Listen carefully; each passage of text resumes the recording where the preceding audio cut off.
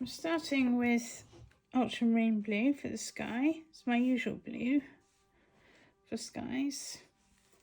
And I'm using scrumpled up kitchen towel to pull out some clouds. Pull out some clouds. Maybe I want the sky to be a bit more. Okay. So to take away that hard line, I'll clean water on the brush, pull that down like that. Go back in with the kitchen towel to take out the clouds. And this is a wintry picture. So the very top of the sky wants to be a little bit grayer. Payne's grey. I like Payne's grey. It granulates as well. The ultramarine granulates too. Provides a good effect. Just a bit across the top. And that has made the blue go back more than I want. So I shall put a bit more blue on. Which then means clean water. This is all being done in real time. You can probably hear the panic in my voice. So back in with the kitchen towel for these clouds. I still want these clouds. There we are, that's better. That's better. I've started with a rather hastily drawn in fox. He's not a great fox yet, but there's still quite a lot of work to do on him, so I'm hoping he'll improve. He's a bit chubby as well. Again using ultramarine blue dilute for distant hills. Distant hills. And these are going to come forward without really darkening them, because we're indicating snow by leaving some of the paper unpainted. Just taking off some of the hard lines though.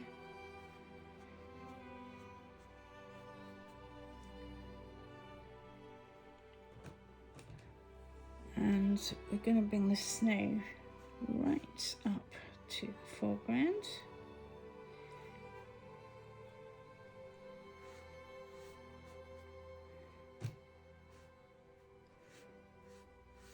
And when painting snow, it's a good idea to use some sky colour for shadows in the snow.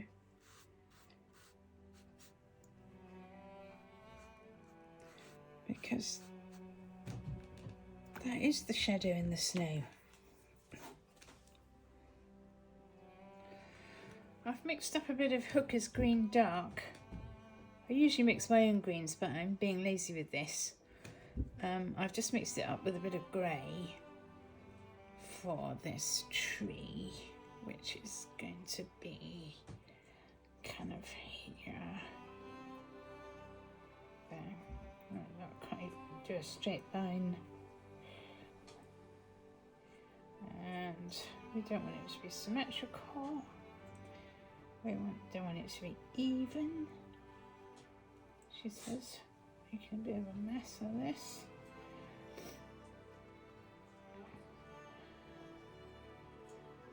Right, that's it. Over here, and then clean damp brush so that it goes into the landscape.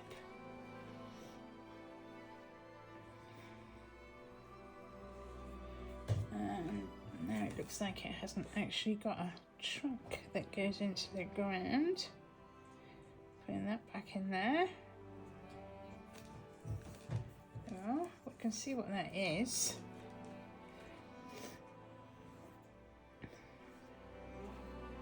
Now I'm bringing that clean water down. That green's going to mess up the fox's white bit on the end of his tail a bit. But I'm not going to worry about it too much, because you can always go back and wash out watercolour paint. With the same green, maybe a little bit darker, I'm going to frame the picture. So that's the frame on that side and the frame on this side. And to balance out tree, fox, we need this tree to be even bigger, also because it's closer. So here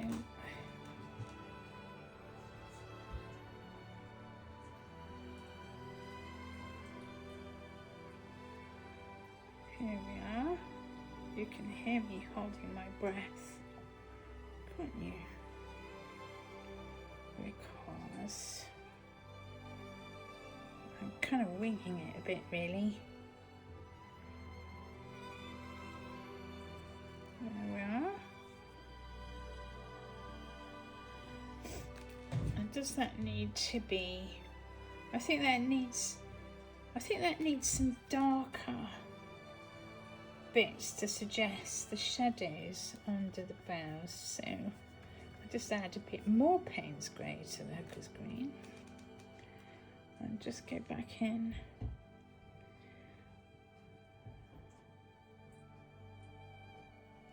To suggest that there are bits caught up in the paint. This is what sharing a house with a dog does for your watercolour painting. I'm going to try and clear the fox's tail while the paint's still a bit damp.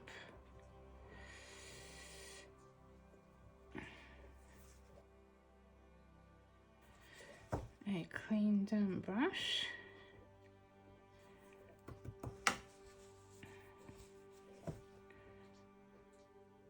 There we are. The other sound in the background is Pupper Jack chewing his frozen lunchtime Kong. Makes more of a noise than I had appreciated. Right, I'm going to go back in over here with clean water to start with, and then some of the blue and grey mix to make it look more weatherish over here. A bit more kind of weatherish.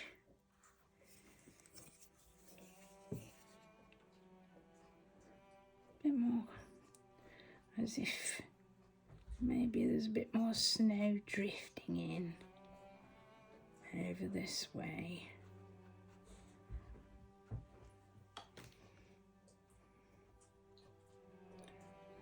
And you can see on the bottom my scrap paper. I'm always going on about using scrap paper to check out colours and stuff. Look, I've did a tree as well there to make sure I had the right kind of movements. So yeah, I always have scrap paper on hand. And I want to suggest some more fir trees over here, because this is the kind of country where you're going to get fir trees, not just the odd one or two which suits our composition. There are going to be more fir trees. This paint is a bit paler than this, or it will be when it dries, because these are further away.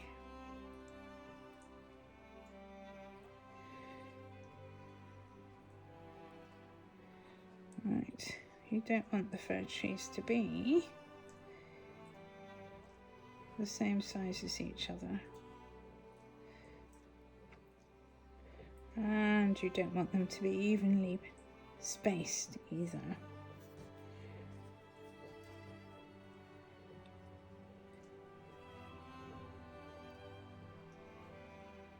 So these will look as if they're sort of appearing over the other side of that hill. Maybe another one there, but and here and this. I'm going to try and paint the fox with as few brush strokes as possible.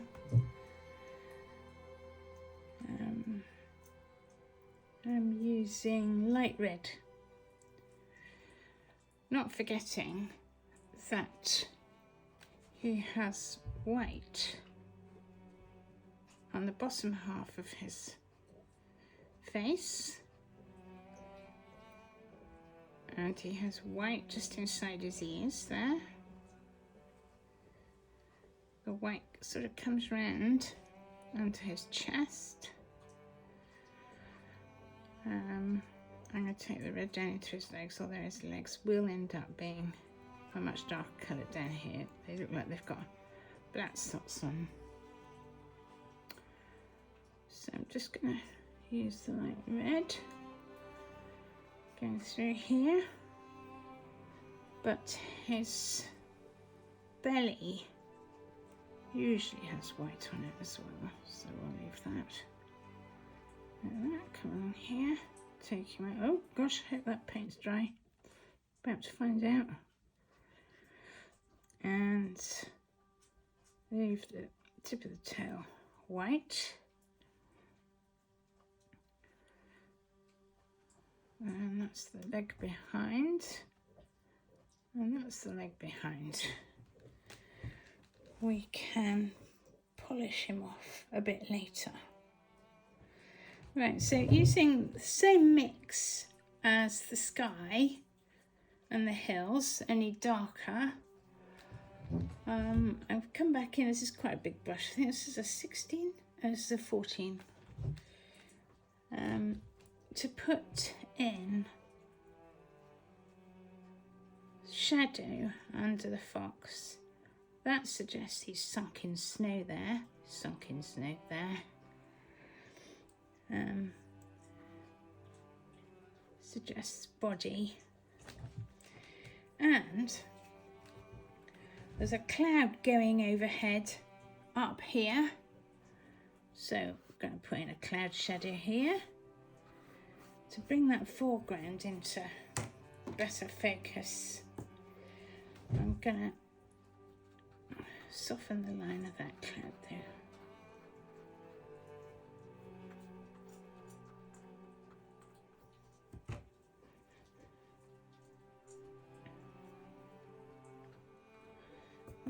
Don't like the way I've made those brush strokes curved. Okay, we'll go into the fox shadow as well then.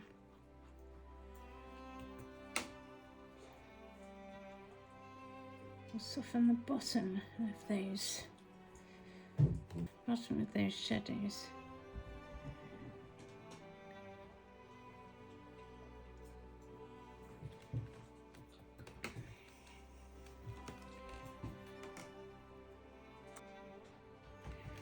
Right, he needs his black socks. This fox. It's not black, it is Payne's grey. I never use black out of a tube because it always comes out a bit dead looking. Black socks, which are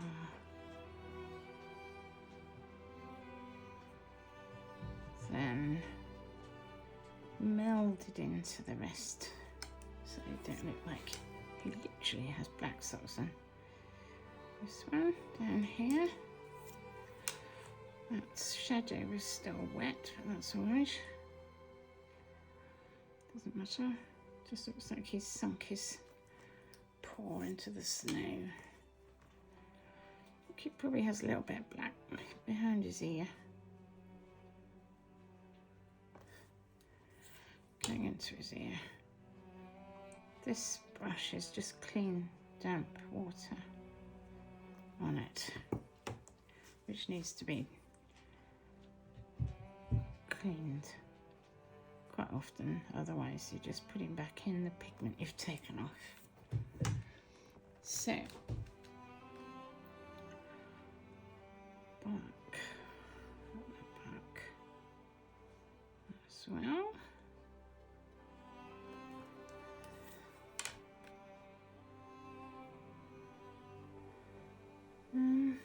Does he have any black in his tail? I think he might have a little bit of black. Maybe on the bottom side of his tail. Just a bit. That helps to give it more shape as well.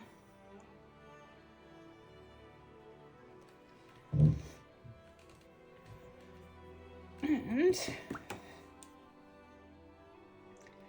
I'm just going to go back in with very pale shadow colour, because this part of the fox would be in shadow, as would most of his belly area and the bottom of his tail. And this is with the clean water.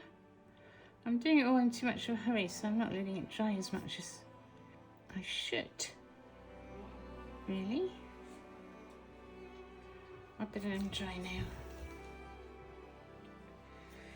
Foxy needs a bit more body about him. So using the light red, I've mixed in a little bit of burnt umber. Just gonna go back in and give him a bit more body.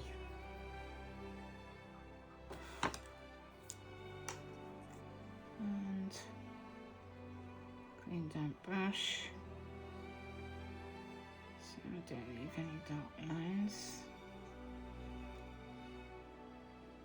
Don't want to overdo it. Now I've lost quite a lot of his white belly, so again, clean damp brush. Let's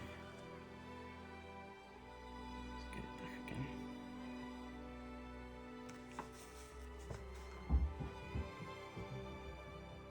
Taking paint off instead of putting it on.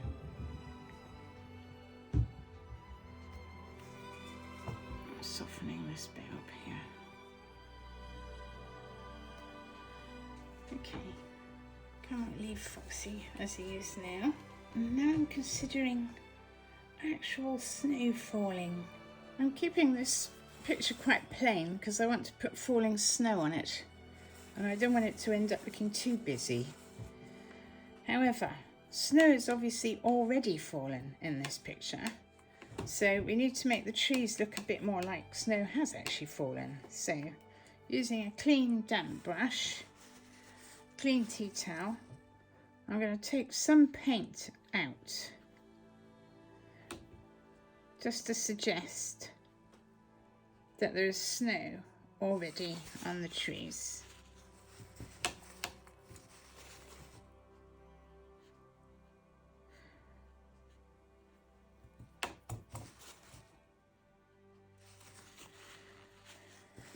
Just to suggest it, don't need to go overboard with it.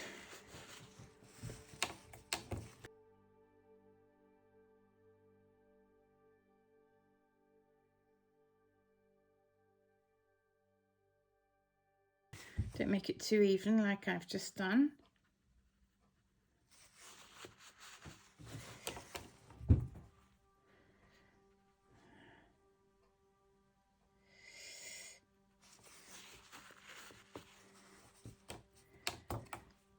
I'm doing it in a hurry as well, so I could be more careful.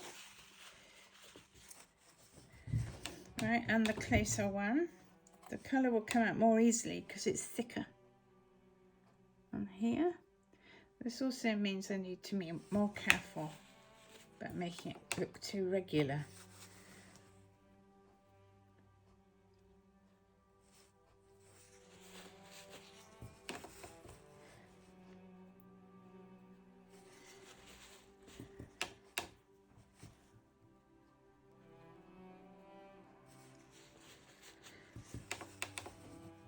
You can feel the silence in this picture.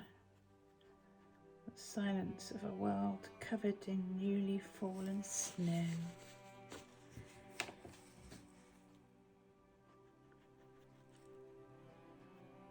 And a fox trotting out to investigate. Getting too even on that side, so I'm going to go more towards the middle. This might be about enough. A bit at the bottom. There we are. So now we want the falling snow. So I've mixed up some titanium opaque white. I have also made a separate video of this because it would have taken too long in here. So I've mixed it up and it's ready to splatter. So it's quite a loose mix on this brush. Splattering. Oh, I just felt that land on my face. It's going absolutely everywhere.